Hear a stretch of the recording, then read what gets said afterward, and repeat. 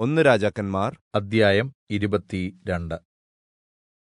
3 സംവത്സരത്തോളം അരാമും യിസ്രായേലും തമ്മിൽ യുദ്ധം ഉണ്ടായില്ല. 3-ാം ആണ്ടിൽ യെഹൂദാ രാജാവായ യെഹോശാഫാത്ത് യിസ്രായേൽ രാജാവിനെ കാണുവാൻ ചെന്നു. യിസ്രായേൽ രാജാവ് തന്റെ ഭൃത്യന്മാരോട്, ഗിലെയാദിലെ രാമോത്ത് നമുക്കുള്ളതെന്ന് നിങ്ങൾ അറിയുന്നില്ലയോ? നാം അതിനെ അരാം രാജാവിന്റെ കയ്യിൽനിന്ന് പിടിക്കുവാൻ മടിക്കുന്നതെന്ത് എന്ന് പറഞ്ഞു.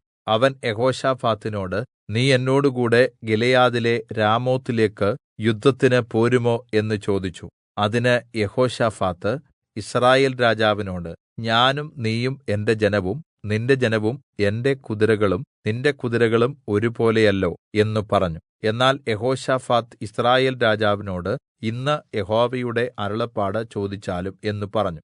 അങ്ങനെ യിസ്രായേൽ രാജാവ് ഏകദേശം 400 പ്രവാചകന്മാരെ കൂട്ടിവരുത്തി അവരോട്, ഞാൻ ഗിലെയാദിലെ രാമോത്തിലേക്ക് യുദ്ധത്തിന് പോകയോ പോകാതിരിക്കുകയോ എന്ത് വേണം എന്ന് ചോദിച്ചു. അതിന് അവർ, പുറപ്പെടുക, കർത്താവ് അത് രാജാവിന്റെ കയ്യിൽ ഏല്പിക്കും എന്ന് പറഞ്ഞു. എന്നാൽ യെഹോശാഫാത്ത്, നാം അരുളപ്പാട് ചോദിക്കുവാൻ യഹോവയുടെ പ്രവാചകന്മാർ ആരും ഇവിടെ ഇല്ലയോ എന്ന് ചോദിച്ചു. അതിന് യിസ്രായേൽ രാജാവ് യെഹോശാഫാത്തിനോട്, നാം യഹോവയോട് അരുളപ്പാട് ചോദിപ്പാനായി ഇനി യിമ്ളയുടെ മകൻ മീഖായാവ് എന്നൊരുവൻ ഉണ്ട്.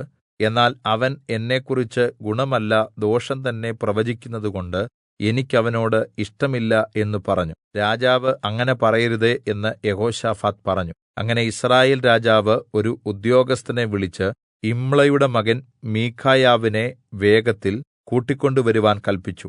യിസ്രായേൽ രാജാവും യെഹൂദാ രാജാവായ യെഹോശാഫാത്തും രാജവസ്ത്രം ധരിച്ച് ശമര്യയുടെ കവാടത്തിലെ ഒരു വിശാലസ്ഥലത്ത് സിംഹാസനത്തിൽ ഇരുന്നിരുന്നു. പ്രവാചകന്മാരൊക്കെയും അവരുടെ സന്നിധിയിൽ പ്രവചിച്ചുകൊണ്ടിരുന്നു. കെനയനയുടെ മകൻ സിദെക്കീയാവ് ഇരുമ്പുകൊണ്ട് കൊമ്പുകൾ ഉണ്ടാക്കി, ഇവ കൊണ്ട് അരാമ്യർ ഒടുങ്ങും വരെ നീ അവരെ കുത്തിക്കളയും എന്നിപ്രകാരം യഹോവ അരുളിച്ചെയ്യുന്നു എന്ന് പറഞ്ഞു. പ്രവാചകന്മാരൊക്കെയും അങ്ങനെ തന്നെ പ്രവചിച്ചു. ഗിലെയാദിലെ രാമോത്തിലേക്ക് പുറപ്പെടുക, നീ ജയാളിയാകുക, യഹോവ അത് രാജാവിന്റെ കയ്യിൽ ഏല്പിക്കും എന്ന് അവർ പറഞ്ഞു. മീഖായാവിനെ വിളിപ്പാൻ പോയ ദൂതൻ അവനോട്, ഇതാ പ്രവാചകന്മാരുടെ എല്ലാവരുടെയും വാക്കുകൾ ഒരുപോലെ രാജാവിന് ഗുണമായിരിക്കുന്നു. നിന്റെ വാക്കും അവരുടേതുപോലെ ആയിരിക്കേണം. നീയും ഗുണമായി പറയണമേ എന്ന് പറഞ്ഞു. അതിന് മീഖായാവ്, യഹോവയാണ, യഹോവ എന്നോട് അരുളിച്ചെയ്യുന്നത് തന്നെ ഞാൻ പ്രസ്താവിക്കും എന്ന് പറഞ്ഞു. അവൻ രാജാവിന്റെ അടുക്കൽ വന്നപ്പോൾ രാജാവ് അവനോട്, മീഖായാവേ, ഞങ്ങൾ ഗിലെയാദിലെ രാമോത്തിലേക്ക് യുദ്ധത്തിന് പോകണമോ വേണ്ടയോ എന്ന് ചോദിച്ചു. അതിന് അവൻ, പുറപ്പെടുവീൻ, നിങ്ങൾ ജയാളികളാകും, യഹോവ അത് രാജാവിന്റെ കയ്യിൽ ഏല്പിക്കും എന്ന് പറഞ്ഞു. രാജാവ് അവനോട്, യഹോവയുടെ നാമത്തിൽ സത്യമല്ലാത്തതൊന്നും പറയരുതെന്ന് എത്ര പ്രാവശ്യം ഞാൻ നിന്നെക്കൊണ്ട് സത്യം ചെയ്യിക്കണം എന്ന് ചോദിച്ചു. അതിന് അവൻ പറഞ്ഞത്, ഇടയനില്ലാത്ത ആടുകളെപ്പോലെ യിസ്രായേലൊക്കെയും പർവ്വതങ്ങളിൽ ചിതറിയിരിക്കുന്നത് ഞാൻ കണ്ടു. അപ്പോൾ യഹോവ, ഇവർക്ക് നാഥനില്ല, അവർ ഓരോരുത്തൻ സ്വന്ത ഭവനങ്ങളിലേക്ക് സമാധാനത്തോടെ മടങ്ങിപ്പോകട്ടെ എന്ന് കല്പിച്ചു. അപ്പോൾ യിസ്രായേൽ രാജാവ് യെഹോശാഫാത്തിനോട്, ഇവൻ എന്നെക്കുറിച്ച് തിന്മയല്ലാതെ നന്മ പ്രവചിക്കയില്ലെന്ന് ഞാൻ നിന്നോട് പറഞ്ഞില്ലയോ എന്ന് പറഞ്ഞു. അതിന് മീഖായാവ് പറഞ്ഞത്, എന്നാൽ നീ യഹോവയുടെ വചനം കേൾക്കുക. യഹോവ തന്റെ സിംഹാസനത്തിൽ ഇരിക്കുന്നതും സ്വർഗ്ഗത്തിലെ സൈന്യം ഒക്കെയും അവന്റെ അടുക്കൽ വലത്തും ഇടത്തും നിൽക്കുന്നതും ഞാൻ കണ്ടു. ആഹാബ് ചെന്ന് ഗിലെയാദിലെ രാമോത്തിൽ വെച്ച് പട്ടുപോകത്തക്കവണ്ണം ആരവനെ വശീകരിക്കും എന്ന് യഹോവ ചോദിച്ചതിന് ഒരുത്തൻ ഇങ്ങനെയും ഒരുത്തൻ അങ്ങനെയും പറഞ്ഞു. എന്നാറെ ഒരു ആത്മാവ് മുമ്പോട്ട് വന്ന് യഹോവയുടെ സന്നിധിയിൽ നിന്ന് ഞാൻ അവനെ വശീകരിക്കും എന്ന് പറഞ്ഞു. എങ്ങനെയെന്ന് യഹോവ ചോദിച്ചതിന് അവൻ, ഞാൻ അവന്റെ സകല പ്രവാചകന്മാരുടെയും വായിൽ ഭോഷ്കിന്റെ ആത്മാവായി പ്രവർത്തിക്കും എന്ന് പറഞ്ഞു. നീ അവനെ വശീകരിക്കും, നിനക്ക് സാധിക്കും, നീ ചെന്ന് അങ്ങനെ ചെയ്ക എന്ന് യഹോവ കല്പിച്ചു. ആകയാൽ ഇതാ, യഹോവ ഭോഷ്കിന്റെ ആത്മാവിനെ നിന്റെ ഈ സകല പ്രവാചകന്മാരുടെയും വായിൽ കൊടുത്തിരിക്കുന്നു.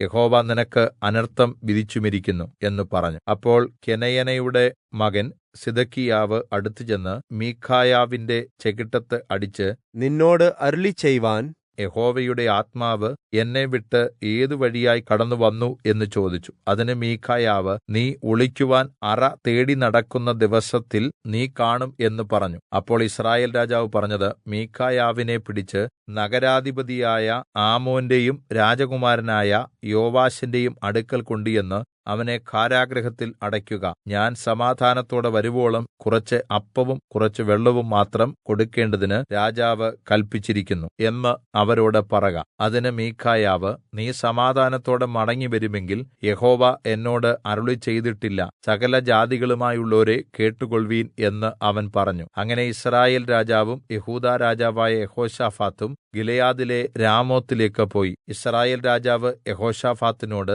ഞാൻ വേഷം മാറി പടയിൽ കടക്കും, നീ രാജവസ്ത്രം ധരിച്ചുകൊള്ളുക എന്ന് പറഞ്ഞു.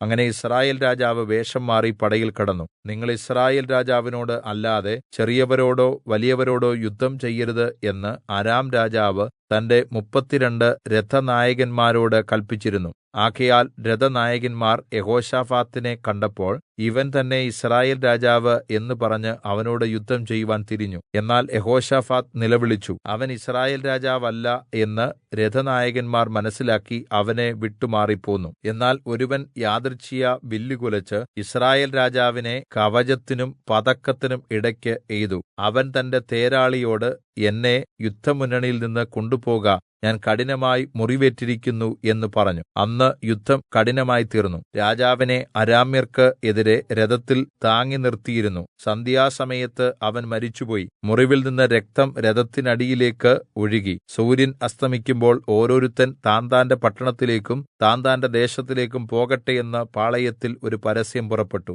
അങ്ങനെ രാജാവ് മരിച്ചു. അവനെ ശമര്യയിലേക്ക് കൊണ്ടുവന്ന് അവിടെ അടക്കം ചെയ്തു. രഥം ശമര്യയിലെ കുളത്തിൽ കഴുകിയപ്പോൾ യഹോവയുടെ വചനപ്രകാരം നായ്ക്കൾ അവന്റെ രക്തം നക്കി.